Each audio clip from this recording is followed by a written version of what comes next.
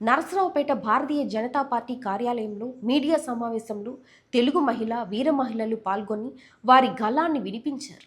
కేంద్రంలోని ఎన్డీఏ ప్రభుత్వం మహిళల పట్ల అత్యంత సానుకూల ధోరణితో 33% రిజర్వేషన్లు అమలు చేసే విధంగా పార్లమెంటులో బిల్లు తీసుకువస్తే దుష్ట కాంగ్రెస్ పార్టీ మరియు ఇండియా కూటమి మహిళల స్వాభిమానాన్ని కాలరాస్తూ మహిళా బిల్లుకు వ్యతిరేకంగా ఓటు వేయడం అత్యంత హేయమైన చర్య అని అభివర్ణించారు. కాంగ్రెస్ పార్టీ మోడీ గారు అతి దిగ్విజయంగా విజయవంతంగా మహిళల కోసం మన భారతదేశంలో ఉన్నటువంటి మహిళలందరి కోసం కూడా 33% మహిళా బిల్లు రిజర్వేషన్ని ప్రవేశపెట్టారు. దాన్ని కుటిల రాజకీయంతో ఎక్కడ మోడీ గారికి నేమొస్తుందో అనే ఉద్దేశంతో రాజకీయ ఎత్తుగడతోనే కాంగ్రెస్ పార్టీ అడ్డుకుంది తప్పితే నీచమైన బుద్ధి కాంగ్రెస్ పార్టీది ఏదో తేటతెల్లమవుతుంది. ఇది ఇంత మంచి వ్యవహారం కాదు.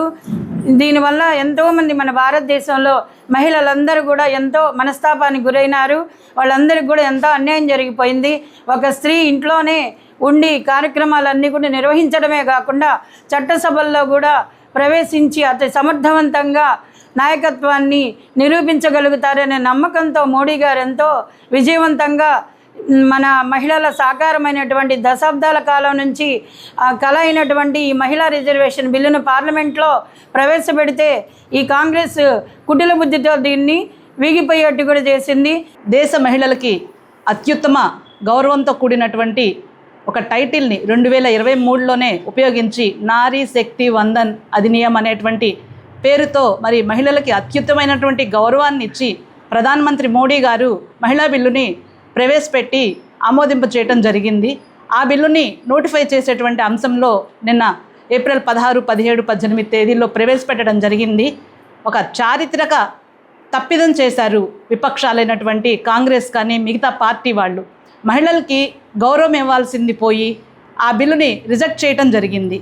గత 30 సంవత్సరాలుగా మహిళా బిల్ అనేది ఎన్నో సంవత్సరాల నిరీక్షణ తర్వాత ఏప్రిల్ 17, 18, 19 తారీఖుల్లో పార్లమెంట్లో ప్రవేశపెట్టడం జరిగింది. కానీ మోడీ గారు ప్రవేశపెట్టిన మహిళా బిల్లును ప్రతిపక్షాలు వ్యతిరేకించడం అనేది అత్యంత హేయమైన చర్య. మహిళలు అనేది ప్రతి రంగంలోనూ వారి యొక్క సత్తా చాటుకుంటున్నారు. ఎన్నో అవరోధాలను అధిగమించి అడ్డుగోడలను తొలగించుకొని ఈరోజు మహిళ ముందుకు వస్తుందంటే ఆమె మనోధైర్యంగా ఎంత ముందుకు వస్తుందో అలాంటి వ్యక్తిని ఈరోజు చిన్న చూపు చూడటం, అలాంటి వ్యక్తిని రాజకీయంగా ఎదగకుండా చేయడం అనేది ఒక దురదృష్టకరం. ప్రతిపక్షాల కుటిల రాజకీయానికి ఇది వ్యతిరేకం. గత వారం రోజుల క్రితం జరిగింది. ఏప్రిల్ 16, 17, 18 తారీఖుల్లో మనం చాలా సంతోషకరమైన అంశం పట్ల యావత్ భారతదేశం అంతా కూడా ఎదురు చూస్తున్న పరిణామంలో మనకి ఒక్కసారే ఆశల మీద ఒక్కసారి నీరు చల్లి ఆపేసినట్లు చేయడం జరిగిందండి.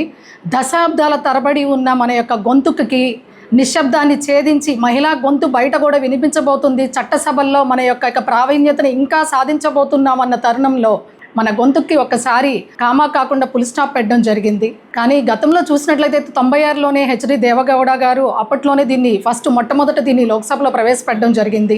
తర్వాత 98లో కూడా జరగడం జరిగింది. 1998 తర్వాత 2002లో 2006లో దీని మీద ప్రతిపాదనలు జరిగాయి. అప్పటి నుంచి ఇప్పటి వరకు కూడా మహిళా బిల్లు అనేది ఎందుకు ఇన్ని రోజులు దీన్ని వివక్షతోటి పక్కన పెడుతున్నారనేది అర్థం కావట్లేదు. తర్వాత దీన్ని నరేంద్ర మోడీ గారు ఇంకొంచెం ముందుకు తీసుకెళ్ళి 2023లో మహిళా శక్తి వందన్ నిధియాన్ అనే పేరుతోటి చక్కగా మనందరికీ కూడా సపోర్ట్ ఇస్తూ మన గౌరవ ప్రధానమంత్రి వర్యులైన నరేంద్ర మోదీ గారు మన మహిళలందరికీ కూడా చట్టసభల్లో ప్రాధాన్యత ఇవ్వాలి ఆయన ఒక స్టేట్మెంట్ ఇవ్వడం కూడా జరిగింది. ఏ రోజైతే లోక్సభలో ఈ బిల్లు రాబోతుందో ఆ రోజు ఒక పత్రికా ప్రకటనలో కూడా ఒకటి ప్రకటించారు. ఏమని? ప్రతి ఇంట్లో కూడా మహిళలు ఉంటారు. మీ ఇంట్లో బయటకు వచ్చే ఇక్కడ లోక్సభలో కానీ రాజ్యసభలో కానీ ఉన్న ప్రజాప్రతినిధులు అందరూ కూడా మీ ఇంట్లో ఉన్న మహిళల గురించి ఒక్కసారి ఆలోచించి ఆ క్షణం బయటకు వచ్చి మీ యొక్క నిర్ణయాన్ని ఇక్కడ ప్రతిపాదించండి అని చెప్పడం జరిగింది. ఆ రోజు పత్రికాముఖంగా కూడా ఇది ప్రకటించడం జరిగింది.